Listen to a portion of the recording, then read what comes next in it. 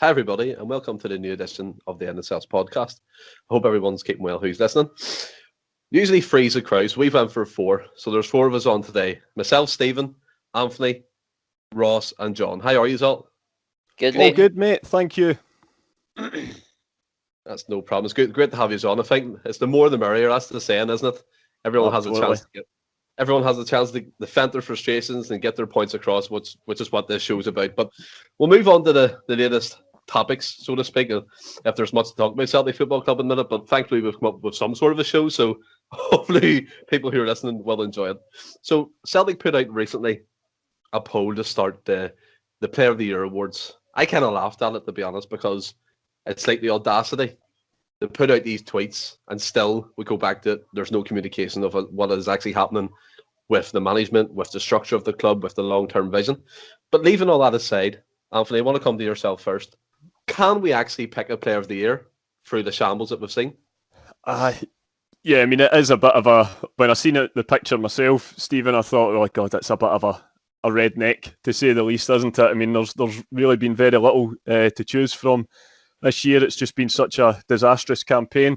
It is very difficult to try and pick one. I suppose maybe from the young Player of the Year standpoint, you would maybe say young Welsh. He's came in, sort of flung in at the deep end, so to speak, and you know he's made that position his own, really. So I think in some ways he should be recognised. Whether or not he would qualify for the full Player of the Year, I'm not sure. I don't know if he would still fall into the young player category. You could maybe make a case as well for David Turnbull, perhaps, although again he didn't really get his chance until the middle of the year. So can you really say Player of the Season? It is a really difficult one. There's not really Christopher Ayer, maybe, but again, it's not the most prestigious of awards to pick up. I think you're right there. What you're saying, it's a bit of a it's a no-win for me. I mean, the players this season, all of them, maybe bar maybe the likes of Turnbull, who's only been there half a season, will play in anyway. Sorrow, Welsh, there's slim pickings, isn't there? Really, there's just there's nothing to choose from. If you go through the starting lineup, I don't know about yourself, Ross. Does anyone really stand out for this award? Barcast Ross, isn't it? Oh God, aye. God almighty, don't even. No, I mean, I think like when you've failed so spectacularly, and probably every goal that you've set yourself as a team for the season, then it's, as Anthony says, it's a total redneck, and it's no an accolade if I was part of that team that I would be happy to accept or boast about. I mean, there's not one player that I could say deserves it. Anthony's touched on the guys that you could possibly make a slight case for. I think probably the only one that I was really looking at would be Turnbull, just purely for how he's established himself in the team in his first season. I know it obviously took him half a season, but wasn't really his fault, I don't think. He just wasn't getting picked. But he's now one of the first names in the team sheet, and he's the future of the Celtic midfield. And we've got to essentially rebuild the team around him and McGregor. So for that standpoint, you would probably say him, possibly Ayer as well. But as I've said, it's a redneck, really, to be talking about it when we've not even got a manager in the door. Again, it's like as well, Ross. Turnbull maybe is the one that sticks out, but again, Anthony touched upon it. Yeah, the whole season, does half a season really count? Is that how bad that all the players have been? I think it's true. They really have been that shambolic, to be honest. And it's a bit like, do you get when you have your Christmas dinner and leftovers, and you go back down the next morning hoping for some turkey trimmings or stuffing, and all that's left is Brussels sprouts. That for me is what this picking's like. It's just pure stinking. Like, John, I don't know about yourself. Anthony brought up a good point. So there's the young Player of the Year, and then you have to go to fans Player of the Year, and then Player of the Year. If you had the choice now, who would fill them? Who would fill them for you? Yeah, I mean, Anthony and Ross have both touched on it. I mean, there's nothing else I can really add to that's any different from what they've already said. It's just you've got a number of guys that you can count in one hand that are even remotely worth mentioning. Welsh, just because, like he says, he's been flung into a position and he's made it his own. He's played his part. He's done really well. So I think that warrants giving him some sort of recognition for that. And again, like he says, Turnbull and Aya are the only other two, at least first team mainstays. Maybe not so much Turnbull, given like these guys says it's only been half a season, but they're the only ones that I've actually seen playing for the jersey and that. So it is a bit of an embarrassment, but again, it's an annual thing and it doesn't just stop because we've had a bad year. That's just what happens, isn't it? It'd be interesting to see. It is a traditional thing, John. Yeah, right. I mean, I suppose we've had poor seasons before, and the awards have still taken place. You know, we can't just revel in the glory days. As you know, we do have a lot of them, but this year clearly we haven't. So yeah, I mean, it's definitely not a case of cancelling the awards or anything like that. It's just when we're in such turmoil and that comes up on your Twitter feed, vote now. It's sort of like, oh my God, it's. It is a little bit head in hands, but yeah, obviously the awards must go ahead, absolutely. Actually, it wouldn't surprise me at all, sorry Ross, if the Celtic fans this year, just given the fact that it's been a bit of an embarrassment this season for across the board, whether the fans who are voting are choosing to actually give guys like Turnbull Aya that recognition, or if they're just, like the club have done in recent months, just take the piss and give it to somebody like Barkas, or do you know what I mean? Like, leave my Barkas alone. Leave him alone. It's hard to. It's probably harder to pick a player of the year now than it is to pick it when we're playing well, for different reasons. But just everybody's been so poor that you can't pick somebody out. Whereas normally they've been really good, and there's maybe one or two or three vying for the player of the year. Now it's like nobody wants it, and nobody can pick somebody. It's a bit like the team this season. They're all hiding now. None of these awards are out. You can see Turnbull and Lennoxtown hiding behind the sofa. Just don't pick me, please. Don't pick me.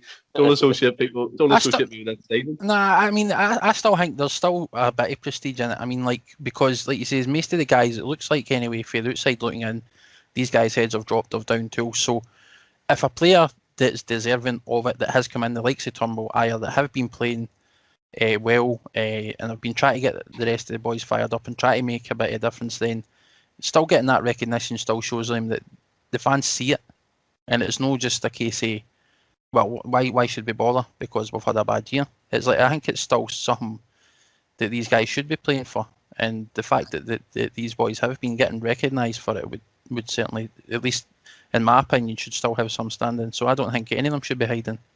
I agree. Like, it's the young players, especially, like of Welsh. I'm going to nail my thing to the carpet now. So for me, I would do Welsh Young Player of the Year simply because he's come in, took his chance, and he's been a mainstay recently now in the back four.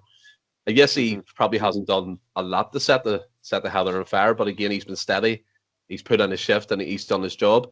For the Player of the Year, there's only really one option: David Turnbull. If Sorrow kept playing, it could have been between the two of them, but I'll go back to what John said. I quite like the idea of the Celtic fans taking the piss and giving it to someone like John Joe Kenny, just for a laugh. But I mean, there is still some prestige to these awards, 100%. But it's frightening when you look at the team, the likes of Edward, Elyounoussi, McGregor, Ayer, them types of players weren't even considering for these awards. I know Ayer was mentioned there by a few of us, but there's some parts of the Celtic fans that don't really rate him as well. And I don't know about you, Anthony. How bad is that point in our season if you're looking at the likes of Edward and stuff, they're not even being considered for these types of awards? Yeah, it kind of speaks volumes, really, doesn't it? It's just been that poor a campaign. I think once these awards are sort of done and dusted and out the way, we'll just be glad to kind of look forward and just put this very much put it behind us. And obviously a lot of these guys will move on as well in the summer. And here's to new beginnings come the summer. Yeah. Who would you go for? Just before we move on, I'll go to all three individually. Who would you go for the awards? I'd give it to Welsh. Welsh for the young player? Yeah. Yeah. Well, I would probably just... it means I think Petrov one year, that the team maybe... I can't remember one of the years where I actually think the they actually won both. So yeah, if he's eligible for both, I'll give it to him. What about yourself, Ross? I would give it to Turnbull. Turnbull. And John? Turnbull for me as well. Yeah, I mean, again, the awards is kind of as Anthony said, you see it in your Twitter feed and you're scoffing at it, but we've given our opinion who should get the awards. If anyone disagrees with that, please let us know in the comments on YouTube, on Twitter, wherever it may be. We'll be happy to have a debate with you. But we're going to move on. Quite interesting, this next subject. I actually missed it. in the top of this last Friday, and was raising about that when it come off air, but we'll talk about it now. So we saying last week, the big six. I mean, it was laughable, the clubs in that, but we're trying to break away for this European Super League, basically to cover their own asses with their debt they've put themselves in by living above their means. They're just wanting a big paycheck to try and clear themselves out of that. Obviously, that crumbled within 48 hours due to the outpouring from fans, from people who support the club, from ex-players as well. But again, then another rumour appeared the next day. The British Super League. Now, I'll come to yourself, Anthony, first for this. This for me is quite interesting. And I feel as a Celtic fan, I'm pretty sure the majority of Celtic fans have once said Celtic need out of this league to progress. How do you feel about this situation that is appearing again? We've heard it for so many years. There could be a breakaway, an Atlantic League, a cross-border league, if you want to call it that. Where do you stand on this? Do you think it's hypocritical from the European Super League? Yeah, I think there is a touch of hypocrisy about it. Purely from a Celtic standpoint, Stephen, I have to say I've got a hell of a lot of concerns about it. I must admit, and I completely accept some of the challenges we face where we are geographically, and we're so close to the big windfalls of down south, but at the same time so far away. But I think a British Super League, it's not something that I would personally throw my weight behind. And I think there's a lot of things that a lot of fans just aren't really thinking about in terms of, I think they see the sort of almost like the Dermot Desmond view of it. Oh yeah, we'll go down at the very least League One or the Championship. We'll work our way up. We'll get all the money. We'll attract all the players, and we'll progress from there. But I think what a lot of fans aren't really taking into account is a lot of the practicalities of how such a setup could ever get off the ground. And I'm going to credit our friend of the show, Mr. James P, who done a tremendous article on it on Friday night. Actually, funnily enough, that you said you'd hope to mention it on Friday. And I'd asked him if I could, use some of his arguments here. And like yourself, I think he's perhaps open to it, but he does throw up a lot of the things that could go wrong with it. So I'd said that I would sort of raise it tonight, and I would advise anyone, I'd encourage anyone to go and read it. It really sets out a lot of the issues with it. To start off with, if Celtic and Rangers, because we're assuming that the two would leave Scottish football and join this Super League, the chairman down south continuously say they don't want us, and the owners up here are, they're not too fond of us either, to be fair. So I think people forget just the amount of concessions that would have to be agreed to from both sides of the border, and the compensation level. We're talking hundreds of millions of pounds here. Every club, north and south of the border, certainly in the top league in Scotland, and then I'd say that at least the top three leagues in England, would look for some sort of compensation to make allowances, because you would have to say, well, how many teams are going to be in the league? How many, that's home games, a reduction in home games for a lot of these people, for a lot of these clubs. So it would be, where do we even start? So that's just getting off the ground. That's like, the first part of it. On the other side of it, you look at perhaps the most important thing that we said about with the Super League was that the fans weren't being listened to. Now, we sort of romanticise a wee bit about, it'd be great going down to, watch us play at, the Emirates or the Etihad or Old Trafford and things like that. But I think the reality is we wouldn't start at that level. And is anyone that's ever visited down south wearing a Celtic shirt on a pre-season friendly, we are not overly welcome down there. Celtic fans and it's not just a couple of hours on the bus up to Pittodrie. You're talking weekends away, right down to the bottom of England. That's financially, how much can the ordinary punter really afford that long term? And you would be walking around with a a target on your back. You see these, English defence leagues and, right-wing morons like that see your connection to Ireland and, perhaps the sort of Irish nationalist movement, that they see that they actually can't tell the difference between the two. And we would be very, very vulnerable. And likewise, Rangers, although in certain elements they're more welcome down there, people have got long memories down south and they'll remember the scenes in Manchester and so forth. So I think financially and just, in terms of the fan experience, I don't think it works. And most importantly, I would say in terms of the ethos of the club as well. Now, I accept that football has moved on in the last 120 odd years, but if you remember what this club was formed for, the club we love, do we really want to say for the sake of a bit of silver? And that is all the Premier League trophy is, or the Champions League. It's a very big, lovely piece of silver, but essentially that is all it is. And do we really say a club that was formed for charity and to feed the poor, do we really want to be one of these clubs that are, bidding £100 million for a player and be willing to pay him 200 grand a week? I accept that there's a lot of big changes need to happen in Scottish football, but this is our home. We're a Scottish club with proud Irish roots, and I think us joining one of these sort of, joining one of these playgrounds for the sake of some scraps, it just doesn't work for me at all. I can see, they'll say, oh, it's all about progress and, times change and stuff. But I think there's other ways, probably more, humane ways of sort of raising our profile than joining the circuits down south. Yeah, I mean, I get what you mean. I have to admit myself, Alfie, you've opened my eyes to some issues there. I haven't really thought about myself. I'm a bit naive to it all, where I see the money, I see the flash, I see the bling, and you're going to yourself, maybe Celtic could do with a bit of that. Because if you look at it from a fan's perspective, we're being just left behind as a club. And I know financially we've been left behind for years, but the gap's getting even bigger. And if you look at the likes of small clubs in England, they can challenge us in the transfer market, pay bigger wages. And sometimes, for me, that frustrates the absolute bollocks clean out of me, because we're a far bigger club than they'll ever be. And I have sat with my grandfather before, and we spoke about the possibility of going down to England, because it was spoke about in the early 2000s. I think it was voted down as well, as you said. The chairmans are too keen. And I get the whole point. We're an Irish root club. We're founded on charity, family, and that kind of thing. But looking at it from a different outlook than many a Celtic fan would, how long can you stay in situ and just let the clubs in the world breeze on because we're afraid to go down and challenge the norm or break away to a different league? Now, I'm not saying leave the Scottish League, leave it up shit's creek, so to speak. I mean, as you said, there had to be concessions agreed, compensation for clubs, loss of revenue, that type of thing. But one day, surely, I don't know about yourself, John, one day, surely, Celtic must be looking for something bigger. I don't know about that.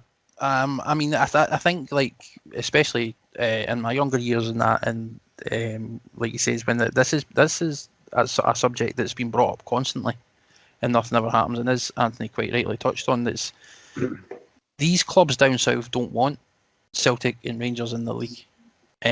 These clubs and these guys are well aware of the size of the club, the support base, their pulling power if they were in that environment, and I certainly and I firmly believe wholeheartedly that they actually, it makes them sick to their stomach at the thought a Celtic or Rangers going down there, splitting the big six, so to speak, potentially winning the English Premiership, and they don't want to see something like that happen. And they would, I think, firmly, we know, and I'm not, this might just be me jumping the gun a bit, but we know how corrupt football is at times, and they would do everything in their power. Even it didn't matter how well we were doing, they'd do everything in their power to make sure that didn't happen.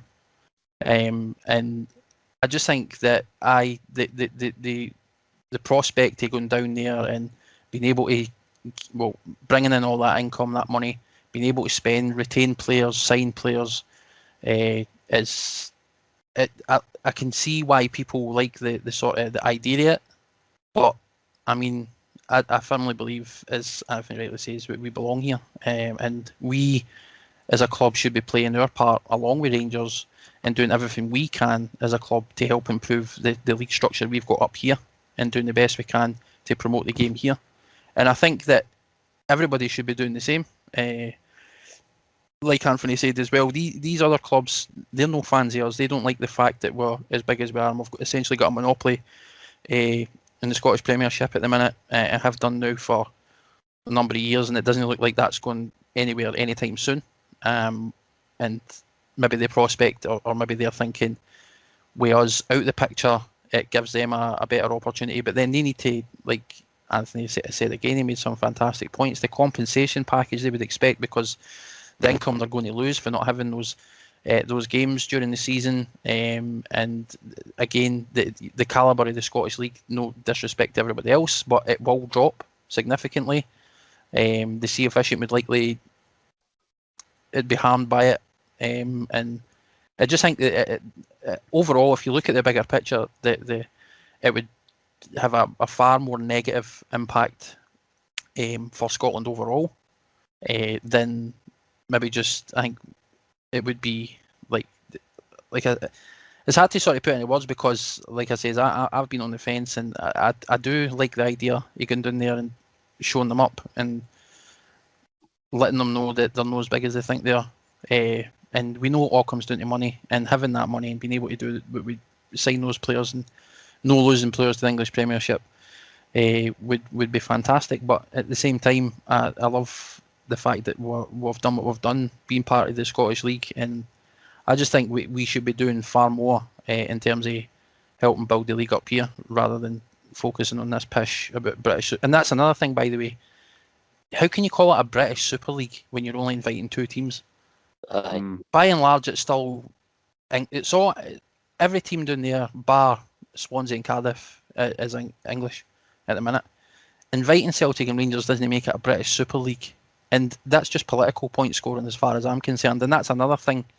I won't get into all that, because that's going off football, but it would be used for political point scoring as well, and it would harm any sort of chances, or they would try and use it as a tool to harm any chances Scotland become independent in its own right as well. So I think the bigger picture and the long-term picture says that we need to just focus on making the Scottish League, the Scottish full league structure, top to bottom, as best as we can.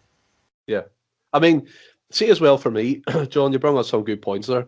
I've said this before to my friends who support teams in England and stuff. I very rarely watch an English Premier League game, or even highlights like Match of the Day, and that's me being 100% truthful. Anyone who knows me will know that.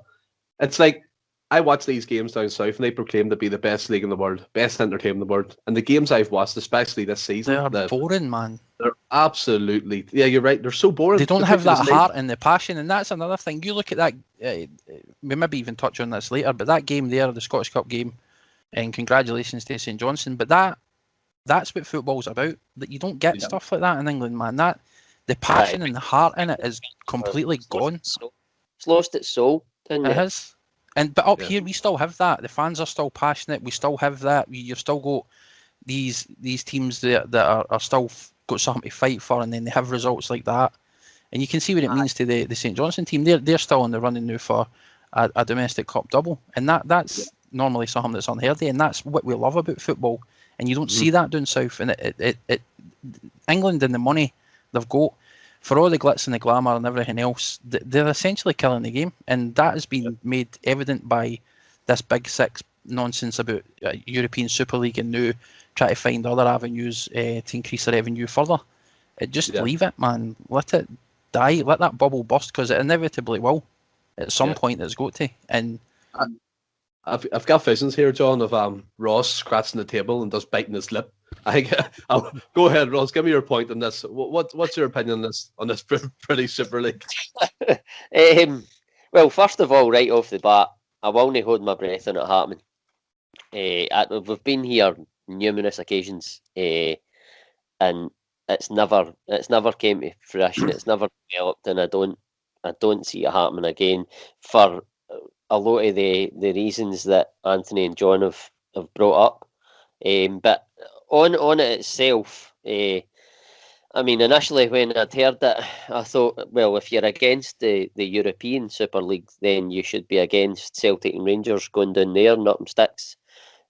But, I mean, I would like to, whether we'll get to, but I would like to hear sort of more in-depth proposals on how it would work and how the money would be filtered. I mean, it would, for me, if it was to happen, it would the money would have to be filtered fairly, and none of it could be to the detriment of the rest of Scottish football. That needs to be looked after. Like, if Celtic and Rangers are going to go and Scottish football is going to be affected by it, then don't go, because that's not right. That's selfish reasons, and it's essentially Celtic and Rangers are being what the so-called inverted commas super clubs were. But I mean, if they did go and it was fair and the league wasn't affected, the other 10 clubs might end up prospering with Celtic and Rangers no in the league, as regard they would have the opportunity to go and win a league title, and it would be open for 4, 5, 6 clubs to be able to do that. That would then bring the possibility of Champions League football to the league winner, albeit, I mean, it would be a big ask for to qualify for that. But I mean, done in the right way, it could be a win-win for Celtic and Rangers and the other 10 clubs that were left.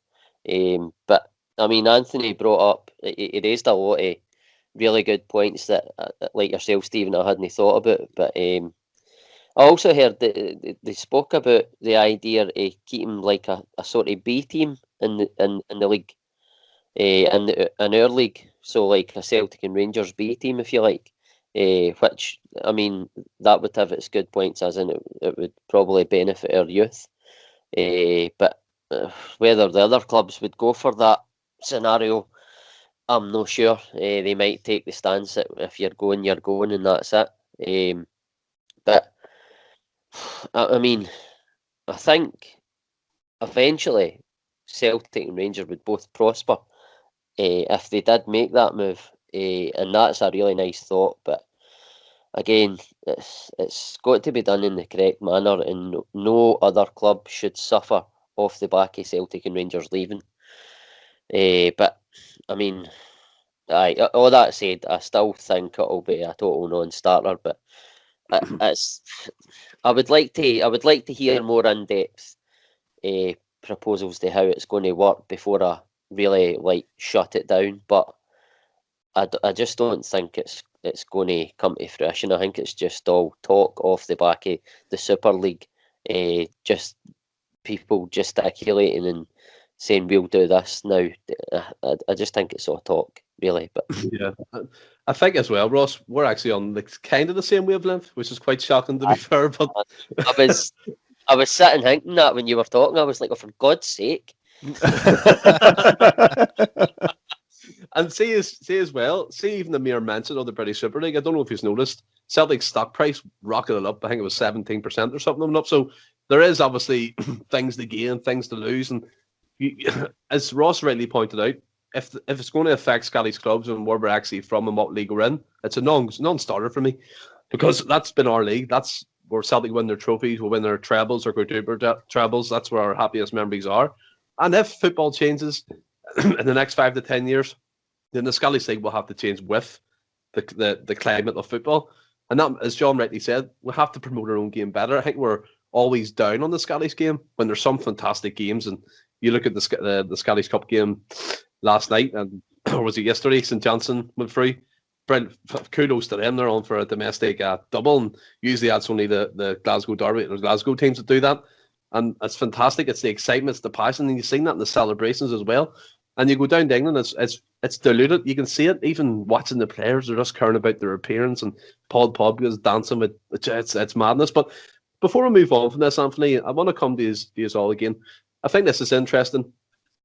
Obviously, the British Super League, a couple of us are saying yes, it'd be a great idea, and there's more saying no, and it's a bit 50-50 or whatever it may be at the moment among Celtic fans. But another interesting idea that I said in the group chat would have been, what's your opinions on a domestic cup competition between the Isles? Now, I was saying today that the Premier Sports took control of the rights of the League Cup, and then they're calling it the Premier Sports Cup. But it just shows you how easily things can be done like that. Would that be something that you'd be for, Anthony? Now that is something that I could perhaps see myself getting on board with a bit more. Unfortunately, it would probably end up meaning the end of the both League Cup competitions. I'm just trying to think purely through fixture congestion. They would have to probably do away with them. So of the two that currently exist. So if that was going to happen, I think then they would have to have, I would imagine. I mean, would Stranraer be able to draw Manchester United, or would they have to go through, I don't know, some sort of, again, qualifying campaign to get into, the last 100 clubs left or whatever? Obviously, there's going to be ins and outs to it and stuff. We're just talking from a merely perspective point of view here. But if that was an idea, not looking at the legalities of it and the competition rules and that type of thing, if it was sorted out and there was a way clubs like Forfar, Falkirk could play League One clubs in England and stuff in a competition like that, would that be something that would get you going? Yeah, I must admit that sounds. I would be far more open to that than the idea of simply Celtic and Rangers going to joining the down south, because that does sound like something that could financially benefit the whole of Scottish football. I mean, it would be great. Let's be honest. If something like that did come to fruition, and then you could just imagine Albion Rovers at the Emirates Stadium, that'd be brilliant. that just it even just sounds better than we're away at Portsmouth this weekend, mate. Just even I could definitely get behind that more than simply Celtic and Rangers joining the English Premiership. Yeah, I mean, you can hear your voice. You're far more upbeat about that one. What about yourself, Ross? Where you stand on a domestic cup competition? Who was that for? Me? Ross? Yeah. Again, I really don't know. I am at a loss here. I don't know if I would be up for that or not. It depends on, again, TV deals. Would Scottish football, if Scottish football was going to benefit for it financially, then I would absolutely be on board. But then I just think, would it be a bit pointless, like a bit of a pointless trophy? Because in the end, the teams in England are going to have more money. Only two that could possibly challenge towards the latter stages of that competition would be Celtic or Rangers. And in the end, it is most likely, if you done it 10 times, it was most likely going to be an English club for the Premier League that will win it the 10 times. So the only benefit I could see is if it boosted the coffers financially for Scottish football. But I would be more open to Celtic and Rangers going down there as long as the other. As long as Scottish, it wasn't to the detriment of Scottish football. See, for me, Ross, I have to disagree with you there, because Anthony made a great point. It's like, if that happened, looking at it from a totally mad point of view, but if Albion Rovers, their fans were down to the Emirates for a day out, that would be their best day of their lives, no matter what the scoreline would be. And I think there has to be an element of some kind of restructuring within the Scottish football and also the Premier League as well, because as John rightly said, this money bubble is going to burst at some point. And maybe a cup competition over the border might benefit. And you don't even know.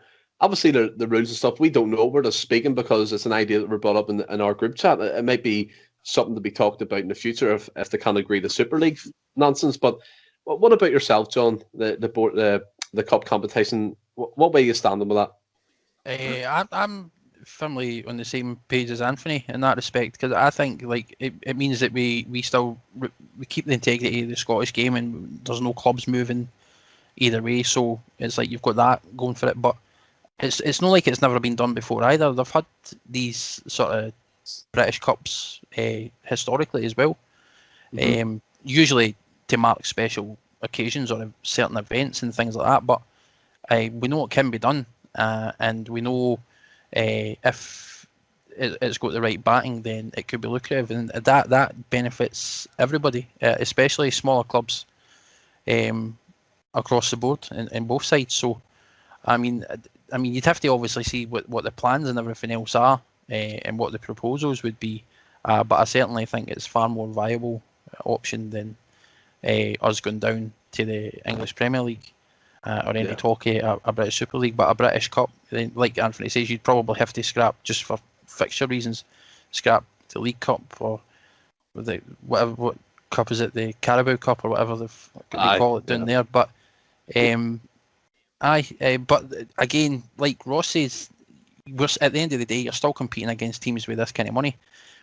Whether or no these teams take it as seriously as they do, or would continue, because we've seen them even these days, it's like they don't take their cup competitions all that seriously. They put out weaker teams and things like that. So I don't know. It's certainly a far more viable and exciting option for me, and I'd fully be behind it. But again, you'd have to see what the proposals are and make sure that, again, it benefits the league structure in Scotland and the clubs up here, and not just an invite for Celtic and Rangers to join, that kind of nonsense. But yeah, I mean, folks, we're talking about leagues here, right? And we don't even have a manager in place for next season. I mean, that's mad, isn't it? So my next point here is the Celtic manager bus. Is it broke down, stalled, or blew up? What are we, Ross, here? Because we've heard nothing, and we keep talking about it every day in our group chat. We argue about it. We're getting in heated debates. And what's going on? What do you think's going on? I don't think it's broke down. I think, let's just say, I think it's fueling up and getting the once over before the changeover of the shift for the drivers, and it's all good, because the new driver was in bed at 10 o'clock last night and is well rested and absolutely raring to get started. Brilliant. That's outstanding. Who's the new driver, Ross? Who is it? That's yet to be announced. I don't know. I still think it will be Howe. We've been over this. I'm not going to get into it again.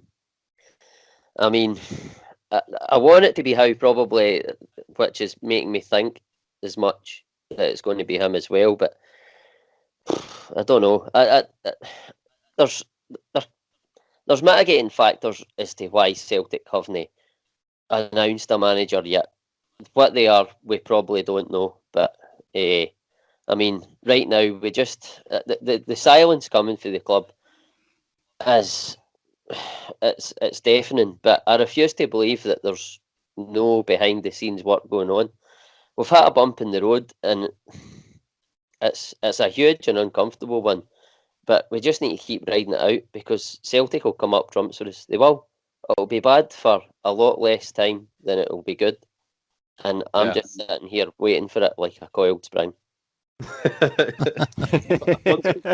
thought your analogy there was brilliant. It was funny, like, but the way I'm looking at this is, John, as Ross was saying there, it's like the car's going in for a service and the new driver is going to be announced soon. I'm called Mr. Negative all the time for bringing up all different points and looking at things from an outside point of view. Why? I mean, as Ross said as well, mitigating factors. That's been the case of our season and stuff we'll never found out. Neil Lennon actually said them. I think he said them words in one of his press conferences as well, didn't he, about the season? So these mitigating factors have been around since the start of the season. Why is it so hard just to tell the supporters that at least they've narrowed it down to one or two people, and if they can't announce it due to like non-disclosure agreements, well, just give us something. Do you know what I mean, John? Because you can see Celtic fans getting angry. We get angry with each other all the time. It's crazy. You think we don't even like each other half the time. But what's your opinion on this thing, on the managerial situation? I mean, Mackay's been in a week now and nothing's really happened. Yeah, no, I do, and I agree with what you're saying. It wouldn't be hard for them to release a statement, just let the Celtic fans know stuff's being done, that they've narrowed it down to so many candidates, or they've got stuff in place or anything like that. Nobody's saying you have to say a name. Nobody's saying you have to announce anything at that point. But just something, gear something. I mean, we're not asking for much, right? Like, how Aberdeen done it within days and had a manager appointed shortly after that. So, I mean, I don't know why the Celtic board are being so tight-lipped and why they're refusing to even come out and just acknowledge the fact that, or where they are in this current managerial hunt, or where they stand.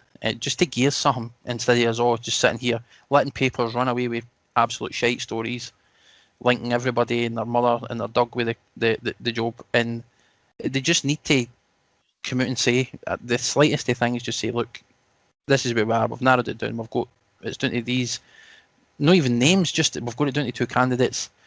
Some's going to get announced soon, or even just come out and say that, like, we're going to announce it on this date. Just gear some. Like, Dinny, I don't see why we're continuing to drag it out the way we are. But like Ross said, there's a lot of factors we need to take into consideration in terms of the appointment itself. I'm firmly on Ross's side there where it comes to Eddie Howe. We know it was widely reported. It's been reported by established and respected media. In that sense, no Twitter, which is shite. None of these rags that are just spouting, they're bringing up a new name every other day, right? So when you look at the more established media, right, and they're not in the habit of reporting on stuff unless there's anything behind it. We know that in terms of how there's an agreement in principle, whether the reason why that's not been announced or anything like that official capacity will likely be because there's stuff going on behind the scenes that we don't know about. Like you said, there may be a non-disclosure thing. There may be some sort of contractual obligations between Eddie and Bournemouth, which I've heard about. Again, this is all just hearsay, but these things can cause things like this to cause these delays to happen. If Howe is getting these backroom staff in, then they're still under contract and nothing maybe can be announced until that's done. Or maybe they just want to announce it like when they know everything's over the line and everyone's 100% and it might not be there yet. So I firmly believe Howe is still the leading candidate for the job, and that has already been agreed. But like you say, the longer this drags out, the more uncertainty it creates amongst fans and the more arguing it causes, or not even arguing so much, but just debates, because you start then picking up on stuff with Twitter, Stephen, like this picture that's floating about the now between Wilder and Lennon, which you had a passionate discussion about in the group chat. Always passionate. But I mean, these are the kind of things that put sort of Celtic fans on edge, because the silence for the club has been deafening, and the fact they're not coming out and squashing some of these rumours or just putting stuff in place and allowing that media train to sort of roll to a stop, it's going to continue up until the point when an announcement has been made. And I wouldn't take stock in anything that you're seeing, any rumours that you're seeing by papers or Twitter, only if it's announced by an established place, media outlet. Like, I know for all we talk about Sky Sports being the big problem in terms of the money in England and all the rest of it, but for a news perspective, they tend to be on the ball and they don't report on just hearsay or nonsense. They wait until they've got confirmation and for official sources and stuff like that. So until something's actually announced for an official capacity, just take it with a pinch of salt. I have to go back off the canvas. I got knocked down so many times by your slide digs. Well, they weren't necessarily being sly, but the point I'm trying to make is anybody can put out a tweet, right? Ross, you've got a picture with you and Neil Lennon in a pub. No, right, we're not going down that road. No, this is the point I'm trying to make. You can't take the word of some random after street with a Twitter account who maybe has a couple of thousand followers. You put out a rumour, somebody shares it, another person shares it. This is how things go viral. This is how things pick up pace. And then people start believing it, right? And then that's what the next talking subject's about. And that's what everybody's talking about. And then, so-and-so is going to be the manager, or so-and-so is in the running. It's pish. It's all pish. Right. You've made your point, right? Just to come back to that, just before I move on to this current situation, right? That picture for me speaks more than the hearsay we've seen or heard from various sources, well, whether why? it's respected, Again, whether it's right. You've seen... No, listen. Let me finish, right? So you're looking at a picture of Neil Lennon former Celtic manager with Wilder and a third person who nobody knows having a pint at a pub in Glasgow, the location, right? Why would Wilder take himself to Glasgow for no reason? Well, There has to be a purely, and I know what you're going to say. They could be friends, they could be catching up, but when have you ever seen Wilder and Lennon in the same company? You've never seen that. That doesn't mean they're no friends. But let me just touch on that, right? Other than this picture going viral, do you know the exact location yet? Is that being confirmed? I'm not some sort and of when IP it was taken. All I right. don't- So I'm just putting out points to you, Stephen. Right. So we don't know when this photo was taken. We don't know where it was taken. We're only going off whoever shared it and what they're saying. Right. It could have came from anywhere. Now, Wilder and Neil Lennon might well be friends. We don't know that. We don't know what their social circles are like, who their mutual friends are. And I touched on all that. I said all this. These guys played in England round about the same period for the English clubs. They could have had mutual friends. They could have became friends themselves through that. It's no unheard of. It's like the football world is, by and large, it's a small world. People know people, and people can be friends. They can develop friendships for numerous reasons, and there could be numerous ways why these are connected. And another one is you've got the ex Sheffield United manager sitting with the ex Celtic manager, right? So your natural reaction as a Celtic fan is to think, oh, does this mean that Wilder's connected with the job? Then you have to ask, well, why is Neil Lennon involved? Why is Wilder, or is Wilder just kind of sounding the job out with Lennon, asking him about the etc.? Or you could look at the other route, right? Since mid-March, nearly 2 months now, Lennon has been linked as one of the top 3 leading managers for the Sheffield United job. And it could well be that Lennon's been approached or sounding out him for that reasons. This is what I'm saying about people taking things and running with it, right? We don't know the context, we don't know the dates, the locations, anything. No, let me finish. Okay. Let me finish. Because this is what bothers me about the Celtic, no necessarily Celtic thing, but Celtic fan base at large, right? They take things and they run with it when there's no substance in it whatsoever. They'll share it and they'll say anything. It was the same with Marino leaves Tottenham. First thing that's happened is he's linked with the Celtic job. Naturally, right? Because the Celtic job is vacant. He's a big name. Everybody is going to get linked with the job, regardless of whether there's any substance in it or no.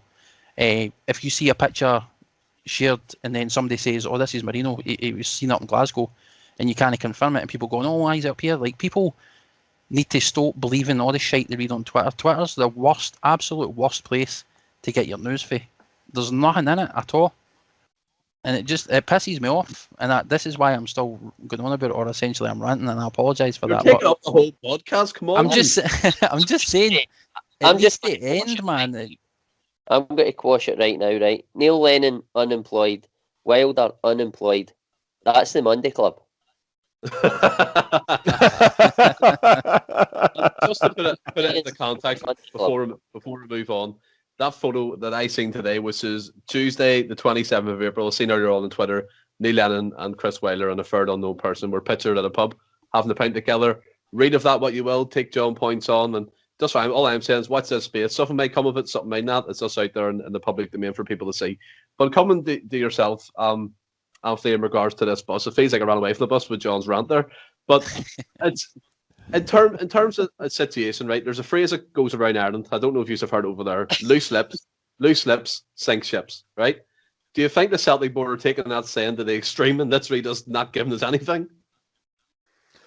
Well, there's a few sayings I've heard with the term loose lips in them, but that's probably for a different show, mate.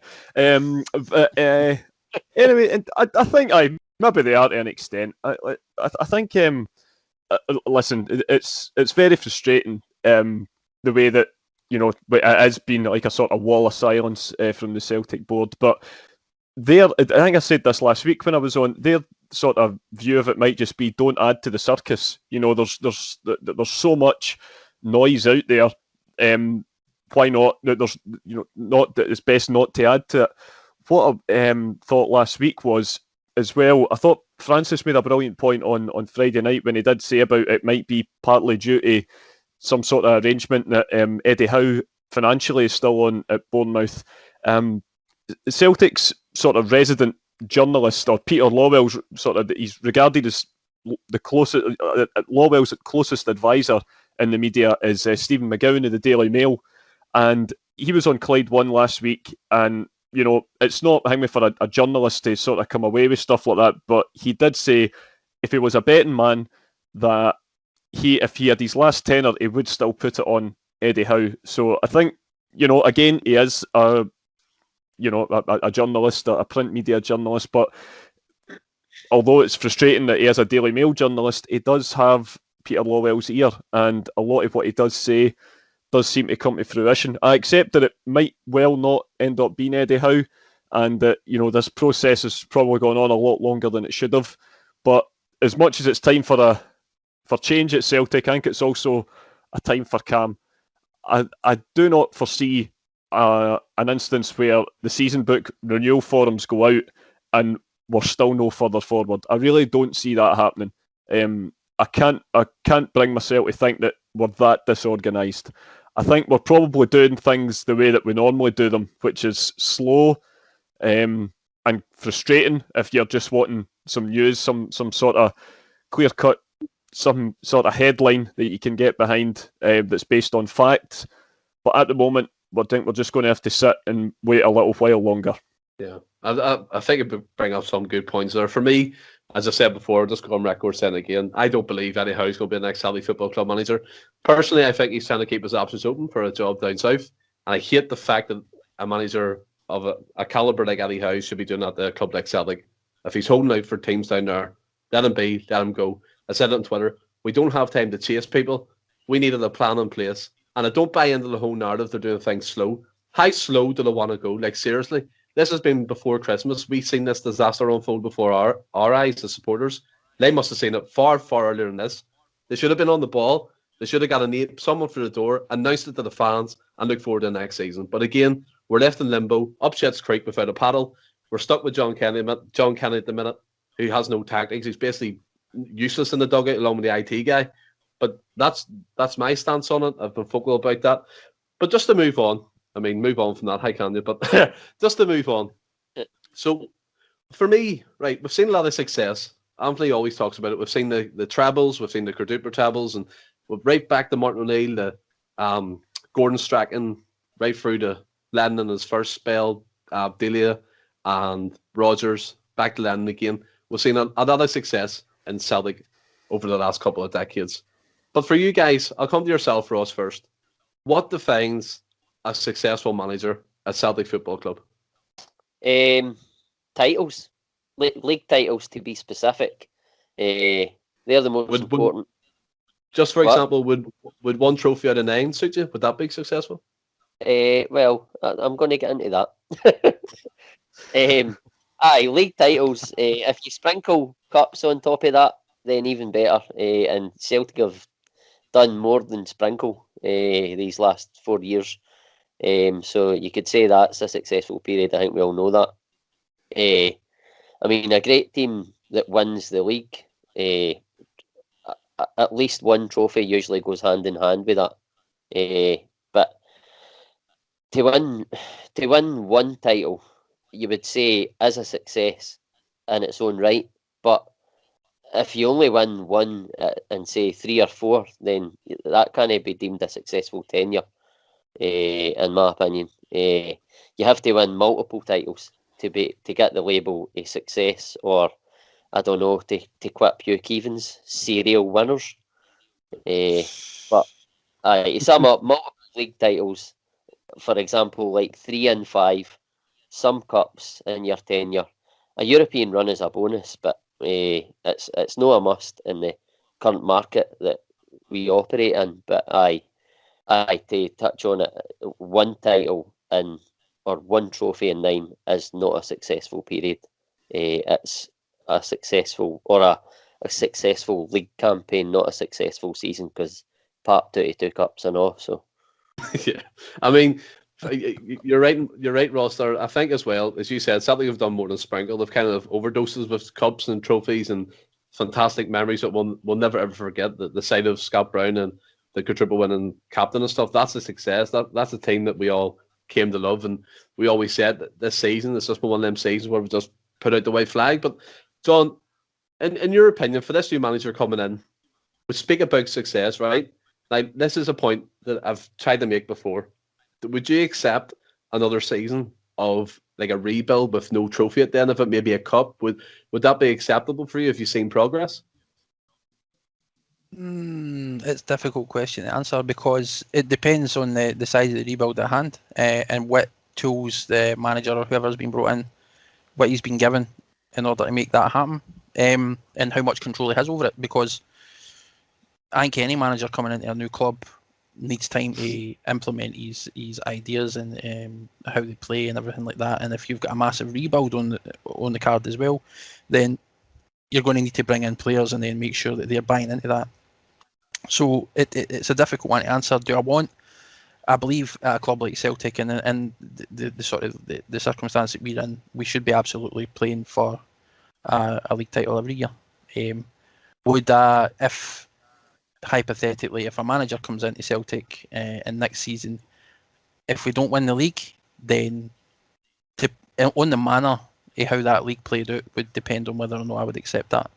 If it went similar to this season and it was just an absolute mess, there was no tactical guidance, there was nothing that seemed to show that there's any progress being made, then I wouldn't be happy with it and questions would need to be asked. But if you put up a fight, if you're trying and taking everything else into consideration in regards to the rebuild, and the time it takes to implement your ideas and get everybody on board and things like that, then I mean, we all ideally we want to win the league back straight away next year. That's by and large our bread and butter. That's what we need, right? But we need to look at the size of the job at hand. We don't know how many players yet are leaving. A few have left already, but we still don't know the full extent of it. So it really depends on who's coming in, but how many players he's going to have to actually replace, and what kind of sort of financial muscles being put behind making that happen and making us a success again. If it's a good manager, then he'll definitely do that. He'll put up a fight in his first year, and will definitely be in the running for the league again next season. I believe that that's going to be the case anyway. But I wouldn't see. Ultimately, I guess what I'm saying is I would not see it as a failure if we didn't win the league, depending on the size of the job and the like I say, is the batting that the manager gets for the board in terms of making it happen, the rebuild. I think that's actually a brilliant point. And we all, week on week, this rebuild's getting bigger, especially with no news coming out of Celtic Park at the moment. So you're kind of sitting hoping for next season. And as you said, it depends on the financial muscle behind this new manager coming in, if he can rebuild that straight away, or if it's going to take a year and a half to get the squad in place and get the team playing the way that the new manager wants to. Now, coming to yourself, Anthony, for you for next season, what are you looking for? And we talked about like the types of success. Now, this is the frustrating part to me, right? We've seen the other team across the city getting parked out of both cup competitions. Likewise, we did too. So I'm not saying too much about it, but it just shows you if we actually laid a glove on them this season, maybe it could have been different. Now, for next season, as John rightly said, depending on the size of this rebuild in hand, are you expecting a title challenge, or at least to be in there within touch and distance? I expect nothing less than the league title back at Celtic Park next season. If we were going up against a team of the sort of superstars of Ibrox of the sort of O'Neill era, where Dick Advocaat had an absolute plethora of internationals, or if the new manager coming in was going up against a sort of middle of the road team, but that was led by a guy with the years of experience, such as, perhaps Walter Smith, and the way that Neil did when he got the job in 2010, then I would perhaps be, not happy, but I would understand if we didn't win the league. Not this mob. This mob are an absolute joke. They are the most boring, predictable, one-dimensional excuse of a football team I think I've ever seen. And the biggest sort of crime that we can accuse our players of this season is no laying a glove on them, like you say, Stephen. It's this team folds under pressure every time. They thought they'd won the cup last weekend when they knocked us out. They thought the double was won, and the minute they came up against a bit of pressure from a determined side, they folded, just like they folded in the League Cup. The idea that this mob are invincible is an absolute joke. And I expect nothing less than the league title back with us next season. I don't care if we have to sign 20 players, 30 players. Any manager worth their salt coming in there with a bit of support, with the fans back in, ready to go again, especially with it's not just the league title that is at stake next year, it's automatic entry into the Champions League, and that just gets the pendulum right back at the side of the city where it belongs. The idea that we can even think about coming second to this mob again is, I can't even process that. The league title minimum next season, back where it belongs. I usually call you the poet of the group, Anthony, but by Jesus, you've been on form tonight. You've been on form. I think this is the most angriest, frustrated I've ever heard you on a podcast, but wow, it's welcome, and you make some fantastic points. For me, I firmly believe, like we all do, but we're trying to just give different views of it, of course, but there's nothing less than the league title for us next season. You look across the city, there, as you said, Anthony, they're not full of internationals. You've got the likes of McGregor, Davis, yes, but they're campaign players. You need to fit teams around that. And no doubt they'll lose players, and we'll probably gain some more players in regards to the rebuild. And any manager, as you say, who has a bit of tactical awareness, a bit of flair about him, will get that team back and galvanised and hopefully challenging and winning that league title, and along with the cups as well. I think it's the bar we've set, isn't it, over the last 9 years or so? And people call us entitled, call us spoiled, but it's not. It's the standard Celtic set. It was so high. It was way up. And this season, it's been way down. It's like the players chucked it. Maybe players wanted away. Celtic didn't let them leave. Neil Lennon actually alluded to that in one of his earlier press conferences, that players wanted to leave, then it went silent. We actually spoke to JP Mason about that, and he gave us his point of view, which was very interesting in regards to players who were just kind of forced to stay. Maybe, again, not against their will, but certain promises were made and not kept, and maybe that affected morale within the dressing room. But again, that's not an excuse. I'm not here to make excuses for us this season. We've been a shambles, and yes, the better team across the city won the league, for anyone who's listening from that persuasion. But if you look at it as well, coming up again, it seems to be quite the norm now. These derby games are coming thick and fast, aren't they? But coming to you, Ross, looking at this one come up in the weekend, I was scratching my head during the weekend there, wondering why Celtic weren't playing, but then I forgot we're in the cup. Do you know what I mean? So there was no game for us. But are you feeling the same getting into this game? Is the same blood still pumping? You want to get a result? You want to see Celtic play? Because we've seen the previous derby game, not the cup one, even worse the cup one, but the previous derby game was kind of like a friendly feel, wasn't it? I still feel like, well, I mean, no as pumped up as if it was like like points were up for grabs, meaningful points were up for grabs, but you're still up for the game. You still want to win the game, especially given the fact that we've not beat them this season. But I mean, I firmly believe that we can beat them. We've been the better team in the game in 3 out of the 4 games so far, and we've not won any of them, evidently. You can't even say Rangers have like given us limited opportunities and been comfortable in the 3 games that I'm talking about, because we've missed countless gilt-edged chances. But it isn't through bad luck. They've just been passed up, and that's the most frustrating part. I mean, I'm sitting here saying that I think we can win, having lost the league to them and no beating them this season. And Rangers fans will probably, if they listen to this, they would probably sit and laugh at me. But I mean, us being better than them in the 3 games still it gives me confidence we can win. And I mean, the law of averages say an out of form, confident shot team should beat a bang average team at least once for 5 games. And that's what they are. They're bang average, as Anthony touched on, and that's the killer this season, is that we have basically given this title to them. I mean, don't get me wrong. You've got to credit them. They've won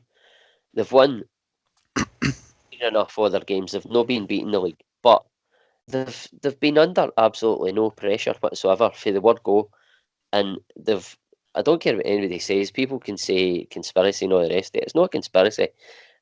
It's there to see with your eyes that they've had a massive rub of the green this year. They are not a good team. They're bang average, and Celtic have just been absolutely rank rotten and are needing a freshen up. And like Anthony says, next season, if we get a manager in who's worth his salt and we back him how he should be and he gets everything that he wants, there's no reason why we can't go next year and at minimum win the league title. We should win the league title, because if we care, we go out there and beat them. But half the team didn't care right now, and that's the problem. Because we've got, I don't care. I agree with Kennedy. I think on paper we've got better players than Rangers throughout the team. Maybe, well, say throughout the team, no the goalie, and maybe a couple of defenders. Rangers are a well organised unit now at the back, and you can't take that away from them. But as regards players going forward, we've got the better players, and that's just a fact. But these players are being badly coached at the minute, and their confidence is shot. And if they get the right manager in and have a vision and tactics, Celtic will win that league next year. I've no doubt in my mind that they will, because they are no as good as everybody thinks. Well, speaking about players who don't care and the guilty chances we have missed during the Derby games, I have to slightly disagree with you, Ross. I mean, I think the second half of the cup game, Rangers was kind of sat back and they kind of let us have the ball. It was kind of more like a training match, or not a training match, but it was like a friendly feel for the second half. Then they've done their job. So we still made chances. They sat back and let's have the ball. Aye, that pish, man. Chances. Rangers are never sitting back against us. I don't think. I personally don't think. You can say whatever you want, but my opinion is, if we were the better team in the 3 games, we should have took the chances and won. It's all ifs and buts again. We didn't win. We'll have to get over that fact.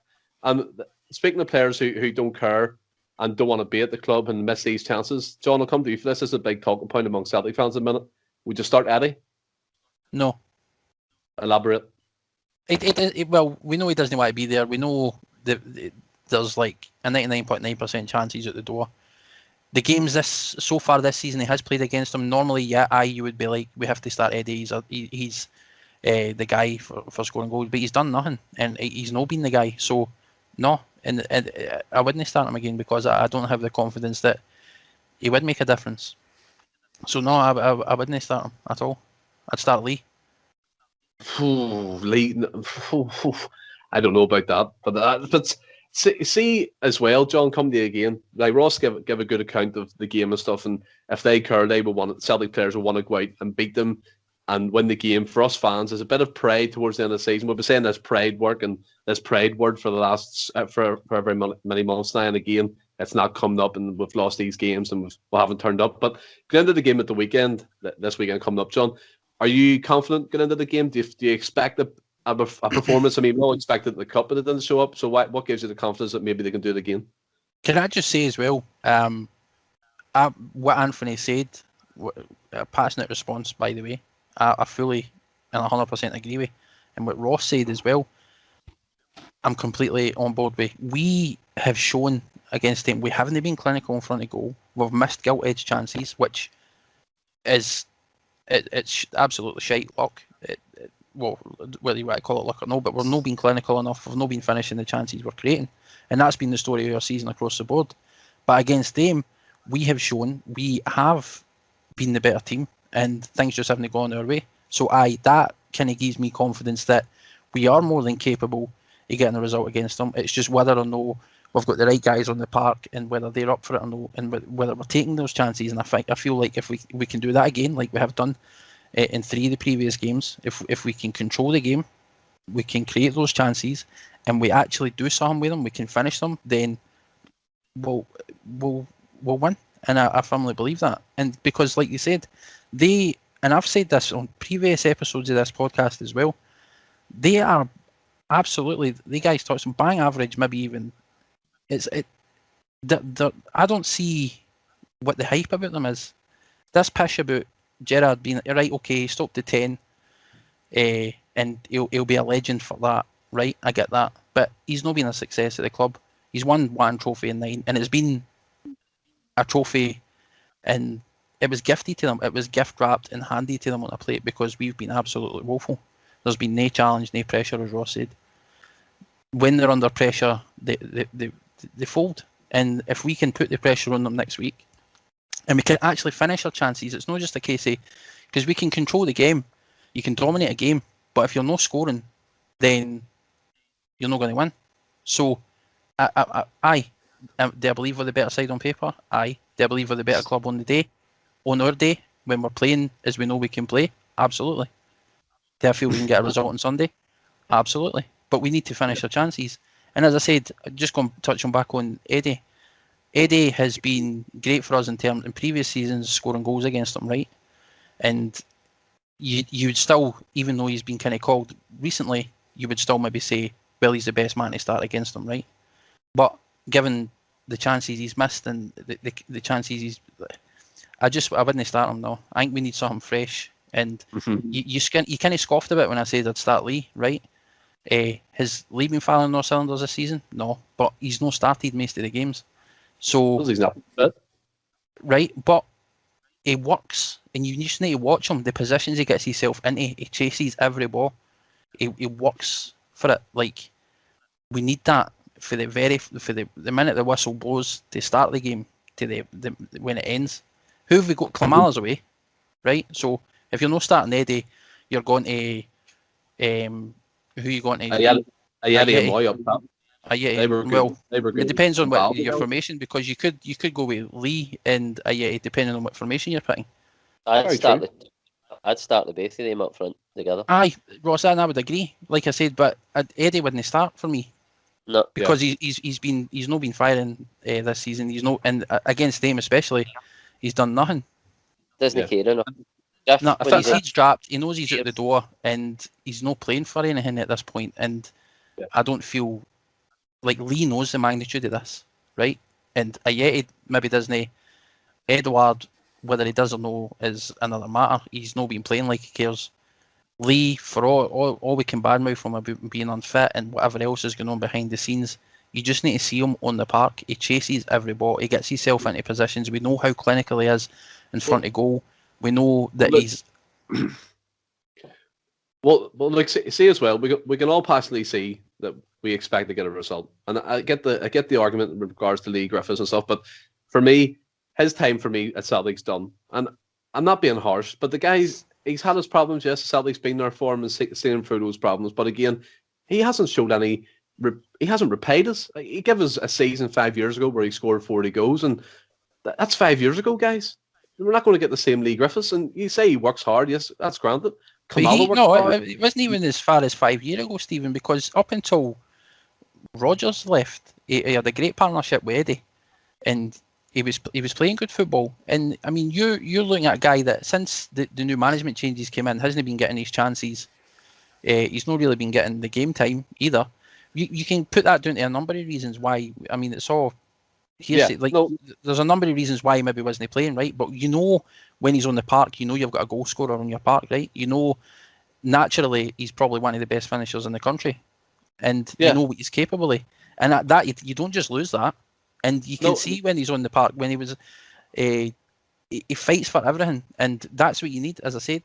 So I think it's unfair to say, and I've seen not just yourself, and there's many Celtic fans saying his time at the club's done. I think he deserves a chance under a new manager, somebody that can lift his head, give him the opportunity to show what he's capable of, because it wasn't that long ago we were saying that he was tipped to go for a big money move, potentially. So.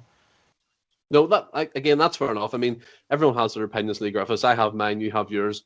The folks who listen have their own as well. But again, I don't want us to run on and go off on the tangent here, because I know we're pushed for time and stuff like that. But Anthony, I come to you just to round off the segment in regards to the game coming this weekend, the Derby game. What's your thinking? And are you much of the same mindset as Ross and John? Yeah, pretty much so. I mean, like Ross says, we've played well enough, or shown enough sort of class and spells in most of the games this season, and created enough chances, certainly in them, to win games if we were, a bit more clinical in front of goal. So yeah, it'll be tough. Don't get me wrong. It's it's over at Ibrox, so it's going to be, in theory, more difficult than what it would be if you were at home. But I don't see any reason why we can't win the game. St Johnstone have had their number twice in the space of the last 7 days. I don't see any reason why we can't go there and win. But again, it's just like what we talk about in the build-up shows. We need to be on it right for the start and be switched on and take our chances when they come. Yeah, 100%. I think that's a perfect way that they end the segment in terms of the show, guys. And we're all passionate about what we do. That's evident in what we've heard today. Anthony, Ross, and John have been fantastic. But just before we end the show, we're going to move on to the fun side, the quiz. So a wee bit. My ears are actually burning. I'm not even joking. My ears are on fire. But we're going to go to the quiz, and today is between Anthony and Ross.